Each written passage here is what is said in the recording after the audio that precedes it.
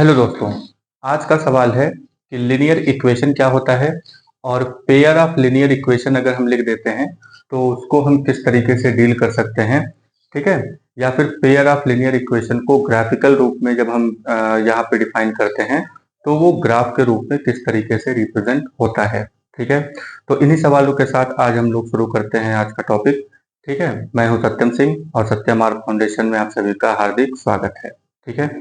आइए शुरू करते हैं। तो क्लास 10th मैथमेटिक्स चैप्टर 3 है pair of linear equation in two variables, ठीक है। तो यहाँ पे अगर हम ध्यान से देखें तो सबसे पहले तो यहाँ पे ये जो वेरिएबल्स हैं, आइए इनके बारे में चर्चा कर लेते हैं कि वेरिएबल्स आखिर होते क्या हैं। बिल्कुल शुरुआत से शुरू करते हैं जिससे कि आप थीम को समझ सकें और बातें जो बताई जा रही हैं वो आपकी पकड़ में आए, ठीक है। तो सबसे पहले हम वेरिएबल्स की बात करते हैं। तो वेरिएबल्स होते क्या हैं? तो वेरिएबल्स को जानने से पहले हम लोग मैथमेटिक्स के बारे में कुछ बातें कर लेते हैं।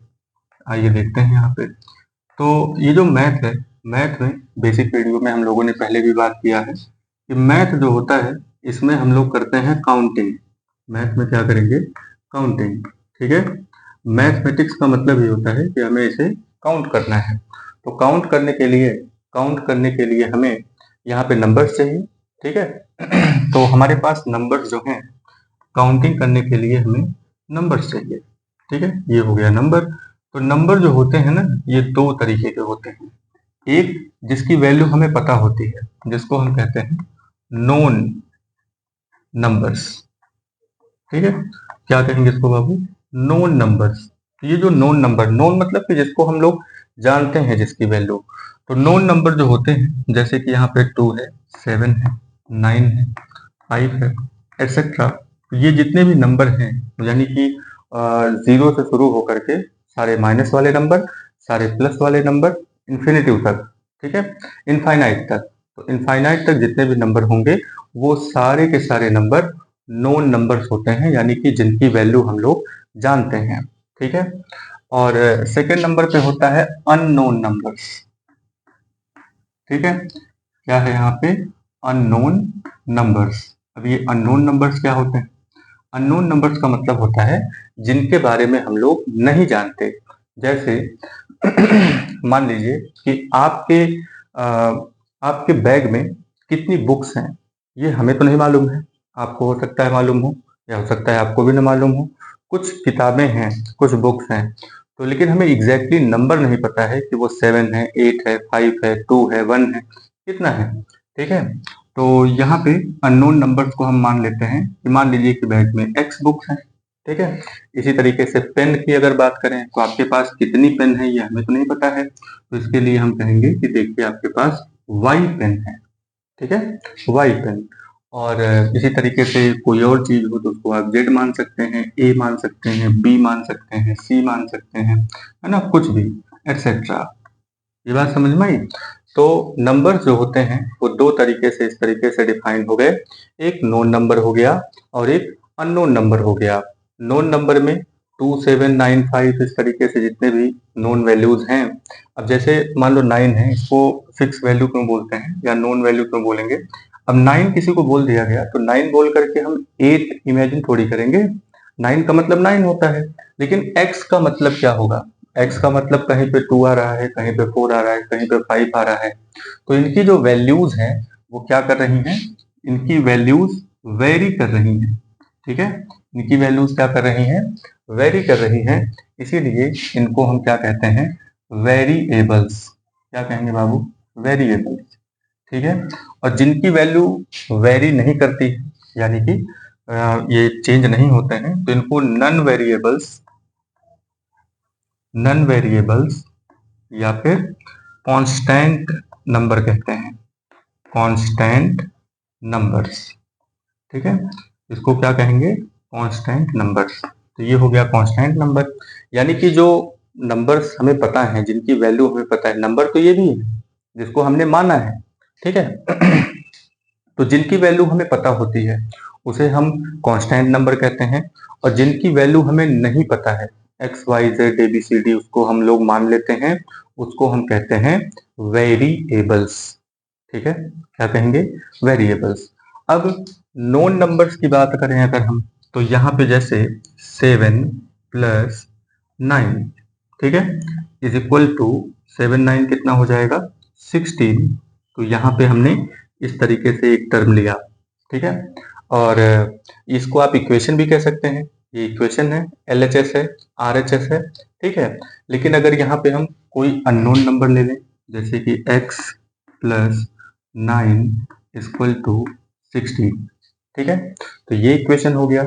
यहाँ पे भी इक्वेशन है जिसमें ये जो x है, ये वाली चीज, ये क्या है, वेरिएबल है, ठीक है।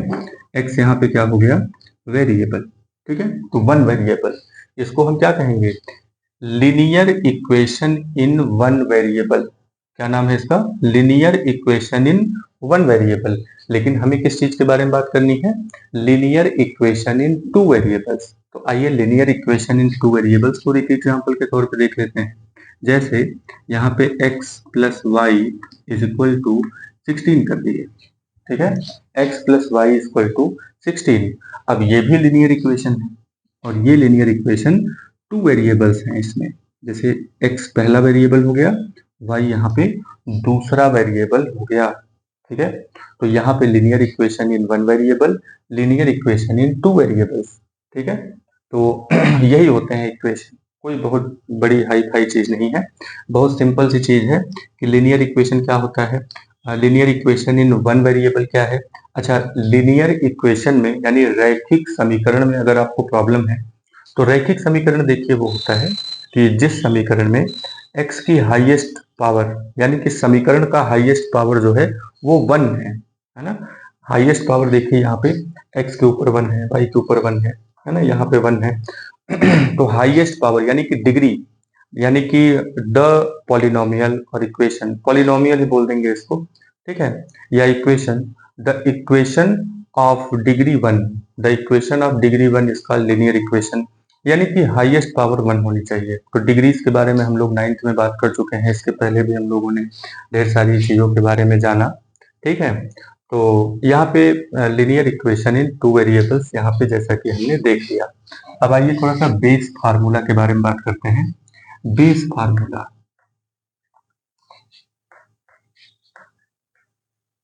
बेस फार्मूला किस चीज के बारे में, बेस फार्मूला यहाँ पे पहले नंबर पे हम बात करते हैं जो इस तरह का इक्वेशन है, यानी कि वन वेरिएबल वाला, ठीक है। Linear equation in one variable, ठीक है, linear equation in one variable. तो linear equation in one variable अगर हमें बेस फार्मूला की अगर हम बात करें, तो यहाँ पे हम लिख लेंगे ax plus B is equal to 0, ठीक है। ये linear equation in one variable है।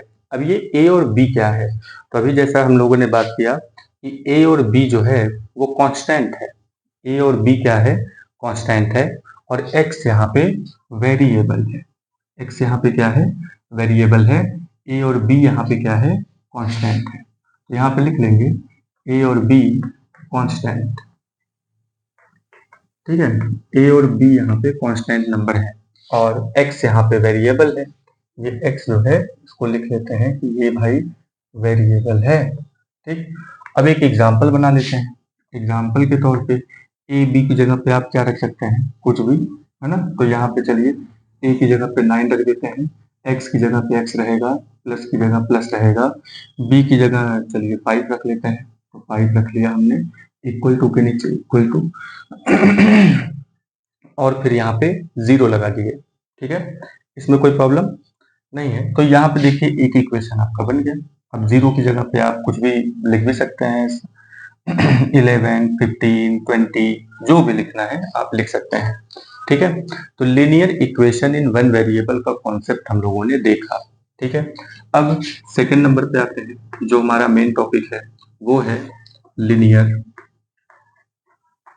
इक्वेशन, लीनियर इक्वेशन इन टू वेरिएबल्स, टू वेरिएबल्स, ठीक है। अब लीनियर इक्वेशन इन टू वेरिएबल की अगर हम बात करें, तो लीनियर इक्वेशन, अब यहाँ पे हमें लीनियर इक्वेशन ही लिखना है, लेकिन वो 2 वेरिएबल्स में होना चाहिए। यहाँ पे कितने वेरिएबल हैं? एक ही वेरिएबल है, ठीक है। एक्स की वैल्यू कुछ भी हो सकती है। तो यहाँ पे 2 वेरिएबल्स हम लेते हैं। इसका बेस फार्मूला पहले लिखते हैं। तो बेस फार्मूला क्या हो जाएगा बाबू? ax plus B Y plus C is equal to 0। अब यहाँ पे देखिए, यहाँ पे वेरिएबल्स कौन कौन है?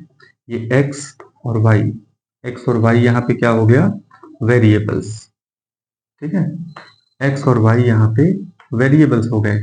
और यहाँ पे a b c क्या हो गया? a b और c, a b c यहाँ पे हो गया कांस्टेंट, ठीक है। कांस्टेंट हो गया, यानी कि कोई नॉन वैल्यूज हो गई। और ऊपर से यहाँ पे एक चीज और, a और b जो है, a और b यहाँ पे, a b c तो कांस्टेंट है, लेकिन a और b जो है वो यहाँ पे कोएफिशिएंट है, ठीक है। कोएफिशिएंट के बारे में हम लोग पहले भी बात कर चुके हैं क्लास 9th में, ठीक है। तो कोएफिशिएंट है, तो कोएफिशिएंट जो होते हैं, ठीक है, कोएफिशिएंट जो होते हैं, जैसे x का कोएफिशिएंट क्या है? a, y का कोएफिशिएंट क्या है? b, ठीक है। तो यहाँ पे ये हो गया लीनियर इक्वेशन इन 2 वेरिएबल्स। चलिए एक एग्जांपल ले लेते हैं। एग्जाम्पल के तौर पे यहाँ पे ए बी सी की हम अपनी तरफ से कोई भी वैल्यू रख देते हैं। ए की वैल्यू 1 भी हो सकती है, तो 1 लिखते नहीं है। चलिए 2 लिख के देख लेते हैं। तो ए की जगह 2 लिख दिए, एक्स की जगह एक्स लिखेंगे, प्लस की जगह प्लस लिखेंगे, बी की जगह आप 3 लिख लीजिए, वाई की जगह वाई लिखेंगे, प्लस सी, ये भी नॉन वैल्यू है तो इसकी जगह हम कुछ दूसरा 4 लिख लेते हैं, इक्वल टू 0, ठीक है। तो यहाँ पे ये एक एग्जाम्पल बन करके आया और ये एक बेस इक्वेशन है। तो सबसे पहले तो हम लोग बेस फार्मूला जो है, किसी भी तरह के इक्वेशन का बेस फार्मूला हम लोग याद करते हैं, ठीक है। अब अगर हम बात करें पेयर की, ठीक है, तो pair of linear equation, pair of linear equation, ठीक है। तो पेयर ऑफ लिनियर इक्वेशन में, जैसे मान लीजिए पेयर का मतलब होता है जोड़ा, ठीक है। तो हमको लिनियर इक्वेशन लेना है, वो भी जोड़े में, ठीक है। तो यहाँ पे x और y, जैसा कि यहाँ पे देखें तो x और y वैसे ही है, बस यहाँ पे चेंज क्या हुआ है, 2 3, यानी कि a b c, इसको थोड़ा सा बदल देंगे, एक दूसरा इक्वेशन हमें मिल जाएगा। जैसे अगर हम यहाँ पे कोई नंबर मान लो a1 लेते हैं, a1x plus b1y plus c1 equal to 0। फिर दूसरा इक्वेशन लेते हैं, a2x plus b2y plus c2 is equal to 0, ठीक है। अब ये पेयर ऑफ लीनियर इक्वेशन हो गया, ठीक है। ये बात समझ में आई? तो pair of linear equation, numbers के बारे में हम लोगों ने जाना, इक्वेशंस के बारे में हम लोगों ने जाना, पेयर ऑफ लीनियर इक्वेशन के बारे में भी हम लोगों ने देखा। और इसको आप बना भी सकते हैं, जैसे यहाँ पे इक्वेशन हम लोगों ने बनाया, वैसे ही और भी, जैसे 2 की जगह 7 रख दीजिए, 3 की जगह कुछ और नंबर रख देंगे। तो इस तरीके से ढेर सारे लिनियर इक्वेशन क्रिएट किए जा सकते हैं और वही लिनियर इक्वेशंस बना बना करके आपको बुक्स में दिए जाते हैं, ठीक है। तो यहाँ पे पहला इक्वेशन ये हो गया, दूसरा इक्वेशन ये हो गया, ये दोनों पेयर में आ गए, यानी कि जोड़े में हो गए। अब ये जब जोड़े में हो गए, ठीक है, तो इसका ग्राफिकल रिप्रेजेंटेशन जब हम करेंगे, लिनियर इक्वेशन का ग्राफिकल रिप्रेजेंटेशन 9th में बताया जा चुका है। तो यहाँ पे 10th में हम लोगों को बस इतना जानना है कि अगर दो equation, pair of linear equation अगर ले लिया जाए, तो उसको, उसका अगर ग्राफ बनाया जाता है तो कितने कंडीशंस यहाँ पे आ सकते हैं, ठीक है।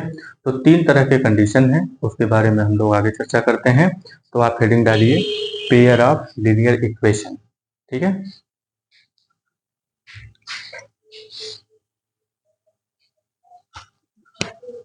तो पेयर ऑफ लिनियर इक्वेशन में आइए आगे बढ़ते हैं, ठीक है। तो अभी तक हम लोगों ने सीखा कि पेयर ऑफ लिनियर इक्वेशन, ठीक है, पेयर ऑफ लिनियर इक्वेशन। तो पेयर ऑफ लिनियर इक्वेशन में हम लोगों ने इसका फार्मूला देखा कि a1x plus b1y plus c1 equal to 0, ठीक है। इसी तरीके से दूसरा equation a2x plus b2y plus c2 is equal to 0, ठीक है। तो यहाँ पे दो तरह के इक्वेशन हमें देखने को मिले।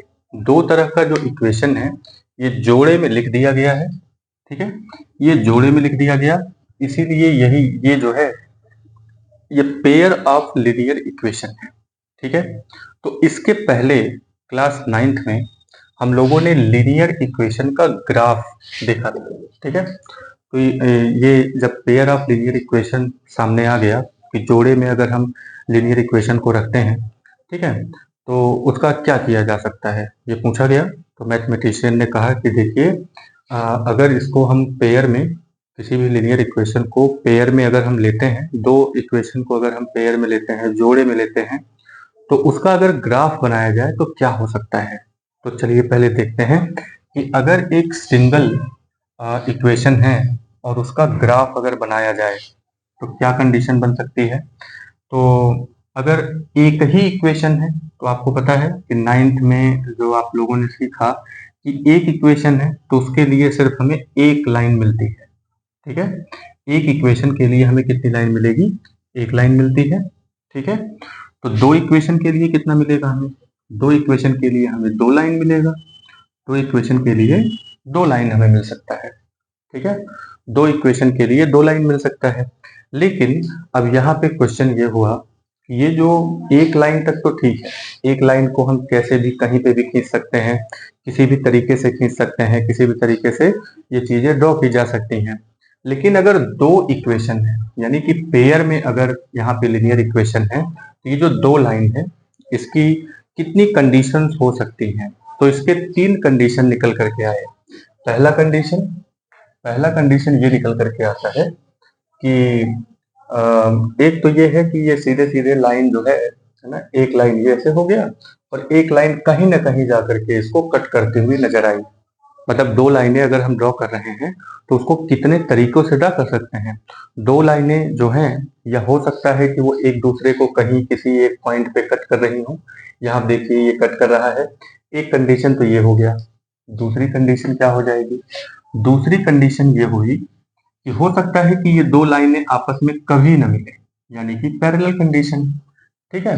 यानी कि यहाँ पे ये दो लाइनें क्या हो गई, पैरेलल। यानी पहले इक्वेशन का जब ग्राफ बनाएंगे तो मान लो कि पहले इक्वेशन का ग्राफ है बिल्कुल सीधे जा रहा है, दूसरे इक्वेशन का जो ग्राफ है वो भी बिल्कुल सीधे जा रहा है, ठीक है।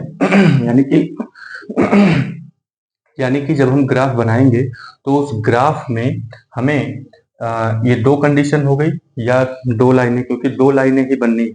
और वो दो लाइनें कैसे बन सकती हैं, एक दूसरे को क्रॉस करते हुए भी बन सकती हैं, पैरेलल भी बन सकती हैं, या एक दूसरे के ऊपर चढ़ी हुई लाइनें हो सकती हैं। तीसरी कंडीशन यहाँ पे क्या निकल करके आया, ठीक है। ये मतलब देखा गया इस तरीके से पेयर में जब इक्वेशंस को लिया गया तो कुछ इस तरीके से चीजें निकल करके आई।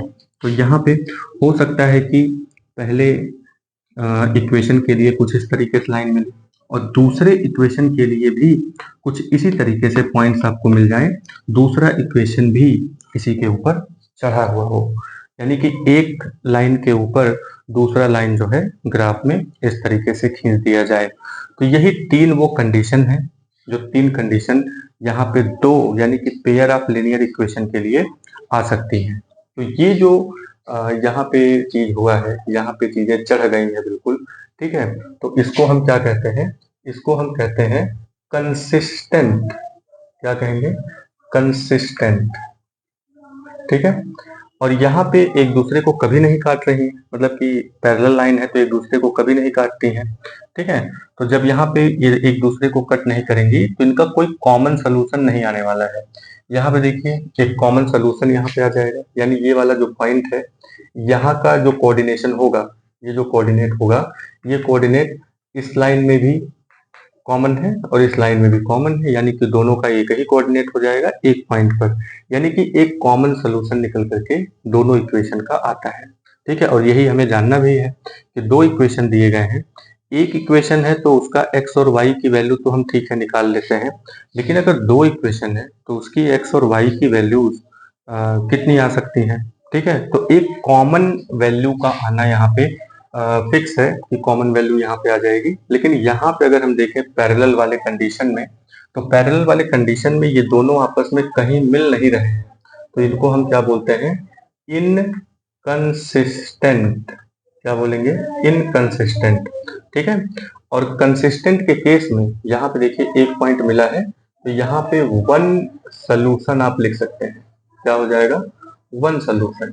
और यहाँ पे इनकंसिस्टेंट है, यानी कि यहाँ पे नो सोल्यूशन होगा, यानी कि कोई सोल्यूशन यहाँ पे नहीं मिलेगा, कोई कॉमन सोल्यूशन यहाँ पे नहीं मिलेगा।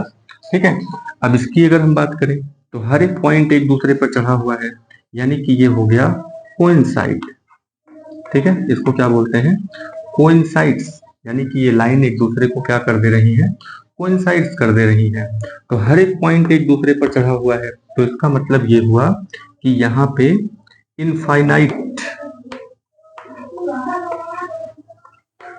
इनफाइनेटली मेनी सोल्यूशन,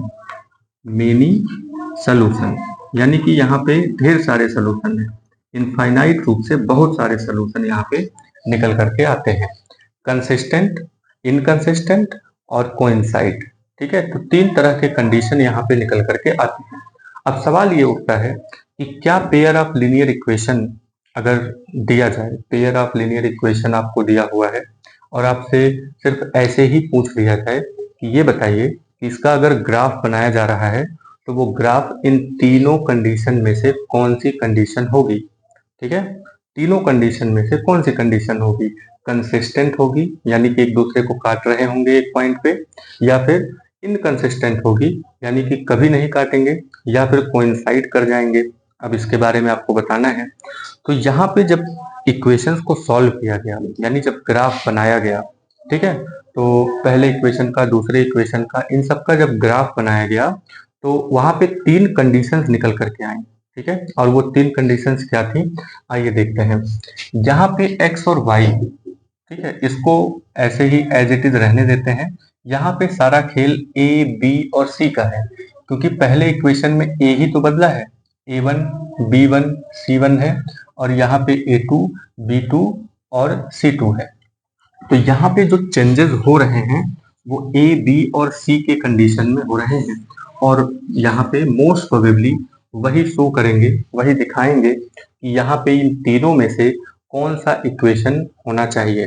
तो पहली कंडीशन यहाँ पे क्या निकल करके आई, पहली कंडीशन जब कंपेयर किया गया तो पहली कंडीशन ये निकल के आई कि अगर हम इन दोनों का रेशियो निकालें, ठीक है, इन दोनों का रेशियो, यानी कि b1 b2 का रेशियो और c1 c2 का रेशियो। ठीक है, तो तीन कंडीशन, सबसे पहले हम रेशियो लिख लेते हैं, a1 by a2 equal to b1 by b2 equal to c1 by c2। ठीक है, पहले लिख लेते हैं इसको। दूसरी कंडीशन में भी ऐसे ही लिख लेते हैं, a1 by a2 is equal to b1 by b2 is equal to c1 by c2।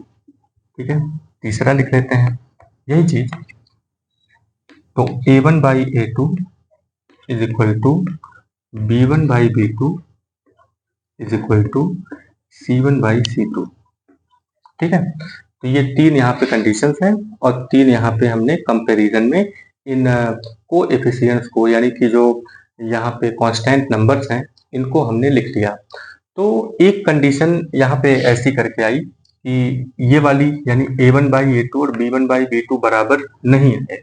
ठीक है, तो जिस केस में a1 बटे, यानी a1 बाई a2 और b1 बाई b2, यानी कि a1 बटे a2 और b1 बटे b2 ये बराबर नहीं आए, ये कंडीशन बन रहा था कंसिस्टेंट का।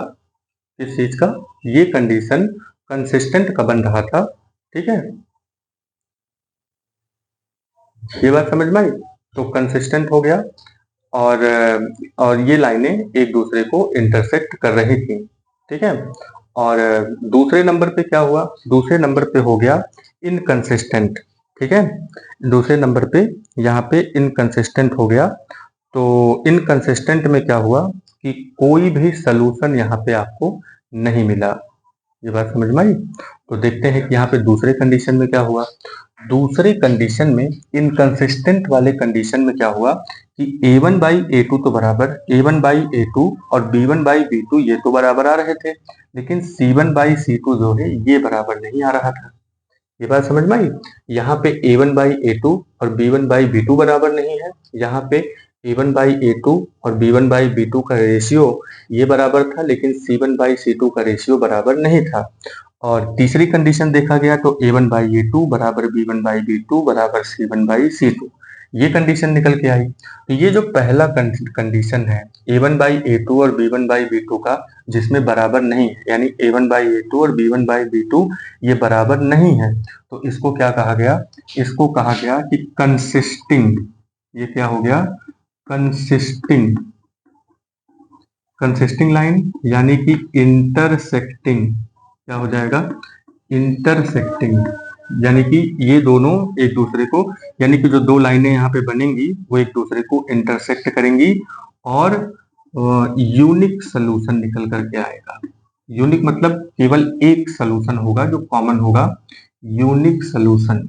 ठीक है, ये मतलब कि तीन बातें यहाँ पे निकल करके आई, जो कि पहले नंबर यानी कि पहला ग्राफ यहाँ पे शो करता है। इसके बाद दूसरे नंबर पे अगर हम बात करें तो ये जो लाइनें थी, यानी कि इस तरह की कंडीशन मिलती है हमें पैरेलल में। किस चीज में? पैरेलल में। ठीक है, तो पैरेलल हो गया, पैरेलल की कंडीशन। तो पैरेलल की कंडीशन में क्या होगा कि यहाँ पे नो सोल्यूशन, नो सोल्यूशन। ठीक है, नो सोल्यूशन इस केस में होगा। और साथ में एक और चीज होगा कि ये इनकंसिस्टेंट लाइन होगी, इनकंसिस्टेंट। ठीक है, कौन सी लाइन हो गई? Inconsistent line. ठीक है, तीसरी कंडीशन में आते हैं। तो तीसरी कंडीशन में a1 by a2 equal to b1 by b2 equal to c1 by c2। तो इस केस में क्या हुआ कि अब आप खुद ही इमेजिन करिए कि यहाँ पे तीनों जो रेशियो है वो इक्वल है, यानी कि जो इसका ग्राफ बनेगा वो भी एक दूसरे के ऊपर ही एक ही जैसा बनेगा। ठीक है, तो इसका मतलब क्या हुआ कि हर एक पॉइंट यहाँ पे मिल रहा है, तो इसको आप कंसिस्टेंट कहेंगे। क्या कहेंगे? इसको कंसिस्टेंट कहेंगे, कंसिस्टेंट कहेंगे, या फिर इसको हम कहेंगे, अब यहाँ पे देखिए हर एक पॉइंट एक दूसरे पे मिल रहा है, तो इसको हम कहेंगे infinitely many solution, infinitely many solution. ठीक है, क्या हो जाएगा? Infinitely many solution. और यहाँ पे एक चीज और भी लिख देते हैं कि यहाँ पे इनफाइनेटली मेनी सोल्यूशन, और इसको डिपेंडेंट भी कहते हैं, डिपेंडेंट। ठीक है, क्या कहेंगे इसको? इसको डिपेंडेंट लाइन्स भी कहते हैं। ठीक है, एक दूसरे के ऊपर चढ़े हुए जो लाइन है इनको डिपेंडेंट लाइन भी कहते हैं। तो चलिए यहाँ पे एक बार क्विक रिवीजन कर लेते हैं, इसके बाद आपका एक्सरसाइज है। तो रिवीजन में यही है कि पेयर ऑफ लीनियर इक्वेशन हमने लिखना सीख लिया। उसके बाद हमें जब इसका ग्राफ बनाने की बारी आएगी, जब हम इसका ग्राफ बनाएंगे तो ये तीन कंडीशन निकल करके आती है, क्योंकि हर एक लीनियर इक्वेशन के लिए एक लाइन यहाँ पे मिलनी है।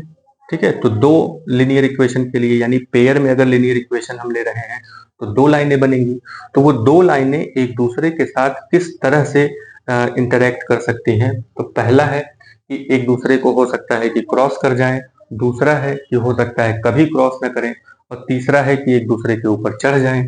ठीक है, तो ये तीन कंडीशन निकल करके आती है। ठीक है, और पहली कंडीशन में क्या होता है? पहली कंडीशन में है कि यहाँ पे वन सोल्यूशन, एक यूनिक सोल्यूशन मिलता है और ये कंसिस्टेंट लाइन है। यहाँ पे ये पैरेलल है, यानी इनकंसिस्टेंट है और नो सोल्यूशन है, यानी कोई कॉमन सोल्यूशन नहीं है। तीसरी कंडीशन में क्या है कि एक लाइन दूसरी लाइन के ऊपर चढ़ी हुई है, यानी कि यहाँ पे हर एक पॉइंट एक दूसरे को टच कर रहा है। ठीक है, तो इसी को कोइंसाइड कहते हैं, इनफाइनेटली मेनी सोल्यूशन यहाँ पे इसका आंसर हो जाएगा। ठीक है, तो ये बातें हमें ध्यान में रखनी है। और ये कंडीशन कब मिलती हैं, ये आप पेयर ऑफ लीनियर इक्वेशन को ही देख करके बता सकते हैं। सबसे पहले आपको a1 by a2, b1 by b2, c1 by c2 लिखना है। ठीक है, जैसे ही आप इसको लिखेंगे वैसे ही यहाँ पे कंपेरिजन शुरू हो जाएगा। ठीक है, और अगर ये वाली कंडीशन निकल के आती है तुरंत आप कहेंगे कि इसका ग्राफ जो है कंसिस्टेंट हो जाएगा और वन सोल्यूशन इसका निकल करके आएगा। ठीक है, दूसरे नंबर पे आते हैं। दूसरे नंबर पे अगर a1 by a2, b1 by b2 और c1 बाई c2 कुछ ऐसा करके लिख दिया गया है, ठीक है, तो यहाँ पे हम क्या बताएंगे कि ये तो पैरेलल लाइन हो गया। पैरेलल लाइन हो गया तो कोई सोल्यूशन नहीं होगा, क्योंकि एक दूसरे को कभी नहीं काटेंगे, और ये इनकंसिस्टेंट भी हुआ। ठीक है। अब पेपर में कैसे भी पूछ सकता है कि बताओ इसमें से इनकंसिस्टेंट और कंसिस्टेंट लाइन कौन कौन सी है, ठीक है। यानी कि किसका वन सोल्यूशन होगा, किसका कोई सोल्यूशन नहीं होगा, ऐसे करके भी क्वेश्चंस पूछे जा सकते हैं। तो आपको ज्यादा कुछ नहीं करना है, बस आप यहाँ पे जो ये कोएफिशिएंट्स हैं A1 A2 B1 B2 C1 C2, इन सब चीजों को कंपेयर करेंगे और कंपेयर करके सीधे यहाँ पे हम आंसर लेके चले आएंगे, ठीक है। चलिए एक एग्जाम्पल देखते हैं। अब यहाँ पे एग्जाम्पल देखेंगे तो एग्जाम्पल के तौर पे जैसे यहाँ पे एग्जाम्पल देख लेते हैं, ठीक है। चलिए तो एग्जाम्पल में एक सबसे पहले एक इक्वेशन लेते हैं, x minus 2y is equal to 0। एक इक्वेशन ये हो गया। और दूसरा इक्वेशन लेते हैं यहाँ पे 3x प्लस 4y 3x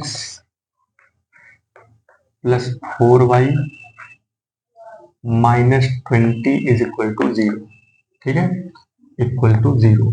यहाँ पे आपको लिखना बताया गया है कि किस तरीके से आप लिख सकते हैं। यहाँ पे 0c लिख सकते हैं, ठीक है, 0c। तो यहाँ पे कंपेरिजन आप कुछ इस तरीके से कर सकते हैं। तो चलिए देखते हैं यहाँ पे कि क्या चीजें आ सकती हैं। यहाँ पे अगर हम देखें तो ये A1 और A2 B1 B2 C1 C2, तो अब यहाँ पे हम कंपेरिजन करते हैं A1 A2 की। तो A1 A2 यहाँ पे क्या हो जाएगा 1/3 फिर इक्वल टू B1 B2 में क्या है, ये B1 जो है -2 है और यहाँ पे 4 है, B2 यहाँ पे 4 है। और फिर यहाँ पे इक्वल टू करते हैं, C1 क्या है यहाँ पे 0 और C2 क्या है यहाँ पे -20 है, ठीक है। कुछ इस तरीके से दिया हुआ है। चलिए इसको फिर से थोड़ा सा सॉल्व कर लेते हैं। ये कट रहा है, इसको काट लेते हैं। 1/3 इज इक्वल टू यहाँ पे हो गया -1/2, 2 1 जा 2 2 2 जा 4 इज इक्वल टू 0/-20। अब आप जरा इस पोर्शन पे ध्यान दीजिए, यहाँ पे ये वाली कंडीशन है। अब इस कंडीशन पर अगर हम ध्यान से देखें तो 1/3 -1/2 ये दोनों एक दूसरे के इक्वल नहीं है, ठीक है।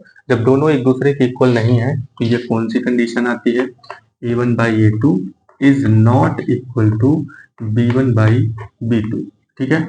तो अगर ऐसी कंडीशन आ रही है तो इस कंडीशन को हम लोग क्या बोलेंगे, इस कंडीशन को हम लोग बोलेंगे कि ये कंसिस्टेंट है, कंसिस्टेंट।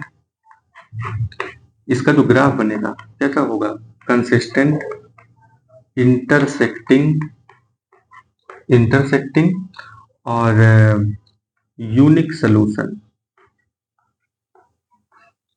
यूनिक सोल्यूशन, या फिर हम कहेंगे ओनली वन सोल्यूशन, ठीक है, ओनली वन सोल्यूशन। यहाँ पे सिर्फ एक सोल्यूशन हो जाएगा, ठीक है। तो कुछ इस तरीके से कंपैरिजन करके आपको बताना है, मतलब कि ग्राफ कैसा बनेगा ये बात आपको यहाँ पे कंपेयर करके बताना है, ठीक है। चलिए अब यहाँ पे एक दो और एग्जांपल लेते हैं और उसमें पता लगाते हैं कि कौन सी कंडीशन यहाँ पे निकल करके आ रही है।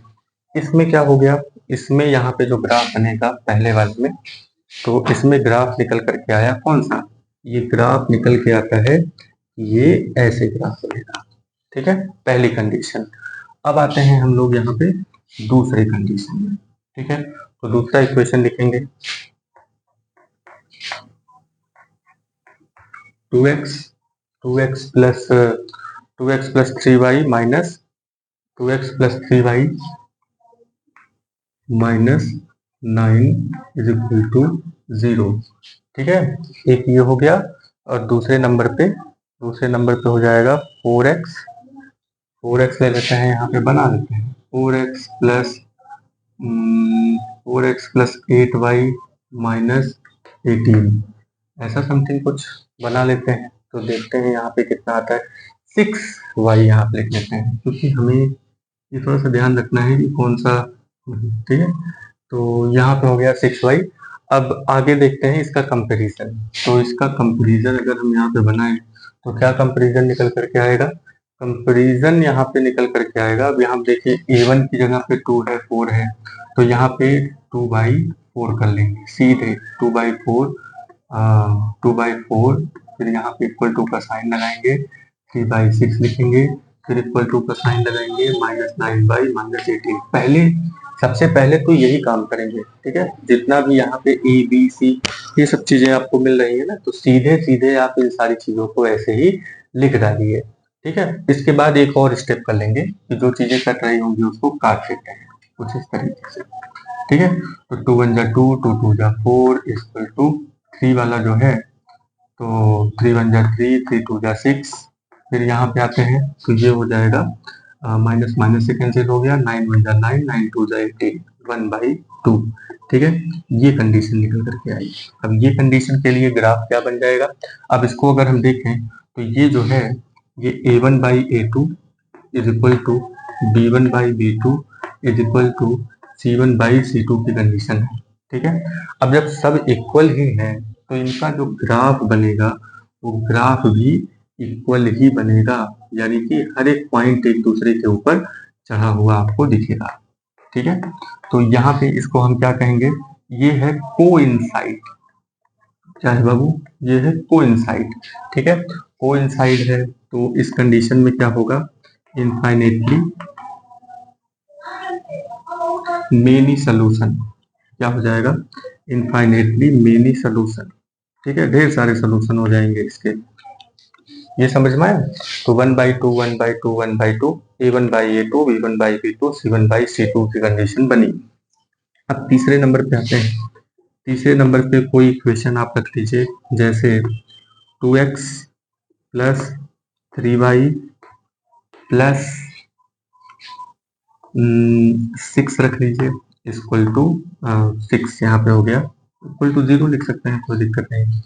फिर यहाँ पे आप रख लीजिए 10, ठीक है। तो 10 हो गया, 10x प्लस 15y प्लस यहाँ पे रख लीजिए 30 इज इक्वल टू 0। ऐसा करके लिख दिया हमने, ठीक है। ये कंडीशन आ गई। अब चलिए इसमें हम तुरंत कंपैरिजन कर लेते हैं। कंपैरिजन किसका करेंगे, ये वाला जो x और y के बगल में लिखा है ना, और ये c वाला जो है, इन सब का कंपैरिजन कर लेते हैं। तो कितना आ जाएगा, 2/10 हो गया इज इक्वल टू 3/15। पहले तो सीधे सीधे ऐसे ही करके इक्वल वगैरह सब लिख डालेंगे, जिससे बाद में हम कंपैरिजन कर सकें। तो ये यहाँ पे कैंसिल हो रहा है, ये भी कैंसिल हो रहा है, तो यहाँ पे हो गया 2 1 जा 2 कैंसिल हो गया, 2 5 जा 10 कैंसिल हो गया, 3 1 जा 3 कैंसिल हो गया, 3 5 जा 15 कैंसिल हो गया, इक्वल टू अब यहाँ पे 6/13 लिखा हुआ है जो कि इक्वल नहीं है, ठीक है। 6/13 ये जो C1 C2 वाला है ये इक्वल नहीं है। तो यहाँ पे ये कंडीशन क्या आ गई, a1/a2 equal to b1/b2 is equal to c1/c2, है ना, ये इक्वल नहीं है। तो ये कंडीशन जो बनती है यहाँ पे लास्ट में C1/C2 वाली जो कंडीशन बनी है, इसके लिए ग्राफ क्या निकल करके आएगा, इसके लिए ग्राफ निकल के आएगा कि ये दोनों लाइन एक दूसरे के पैरेलल है। ये दोनों लाइन एक दूसरे के क्या हो जाएंगे बाबू, पैरेलल हो जाएंगे, ठीक है। और एक दूसरे से ये कभी आपस में नहीं मिलेंगे। तो इसके लिए रिजल्ट क्या निकल करके आया, अगर ये यहाँ पे पैरेलल लाइन है तो इसके लिए रिजल्ट क्या निकल के आता है, इसके लिए रिजल्ट निकल करके आता है कि नो सोल्यूशन। क्या हो जाएगा, नो सोल्यूशन, ठीक है। या फिर इनकंसिस्टेंट लाइन, इनकंसिस्टेंट लाइन, ठीक है, इनकंसिस्टेंट लाइन, ठीक है। नो सोल्यूशन इनकंसिस्टेंट लाइन यहाँ पे निकल करके आता है। ये समझ में आया। तो यहाँ पे 3 इक्वेशन हो गया। तीनों इक्वेशन को कैसे कंपैरिजन करेंगे और उसका ग्राफ पहले ही हम यहाँ पे बिना ग्राफ बनाए आप प्रेडिक्ट कर सकते हैं कि वो इंटरसेक्टिंग लाइन का होगा ग्राफ, या फिर पैरेलल का होगा, या फिर यहाँ पे कोइंसाइड का होगा। कोइंसाइड मतलब एक दूसरे पर चढ़े हुए। तो फिर से कुछ टर्म्स यहाँ पे हैं जिनको हम लोग याद कर लेते हैं। कंसिस्टिंग यानी काटते हुए, इंटरसेक्टिंग का मतलब काटना होता है, यूनिक सोल्यूशन। पैरेलल का मतलब होता है समांतर, एक जैसे रेल की पटरियां होती हैं एक दूसरे को कभी नहीं काटती, उसी को हम लोग यहाँ पे पैरेलल बोलते हैं। तो पैरेलल लाइंस अगर हैं तो कोई सोल्यूशन, कॉमन सोल्यूशन यहाँ पे नहीं मिलेगा। तो इसको हम क्या बोलेंगे, इनकंसिस्टेंट यानी न काटने वाली। कंसिस्टेंट काटने वाली, ठीक है, इनकंसिस्टेंट न काटने वाली। तो कंसिस्टेंट और अच्छा ये कंडीशन जब होती है तो ये भी कंसिस्टेंट हो गया, इसमें इनफाइनेटली मेनी सोल्यूशन हो जाएंगे और ये लाइनें एक दूसरे पर डिपेंडेंट भी होती हैं, ठीक है। तो ये कंडीशन यहाँ पे खत्म होती है। इसके बाद आपका एक्सरसाइज है, तो हम लोग नेक्स्ट वीडियो में एक्सरसाइज की डीलिंग करेंगे, ठीक है। तो अभी के लिए ये कॉन्सेप्चुअल वीडियो था। इस कॉन्सेप्ट को आप उम्मीद करते हैं कि आप अच्छे से समझ गए होंगे और वीडियो पे बने रहिए, सब्सक्राइब करिए, लाइक करिए। कोई चीज़ नहीं समझ में आया हो तो कमेंट करके आप पूछ भी सकते हैं, ठीक है। तब तक के लिए जय हिंद।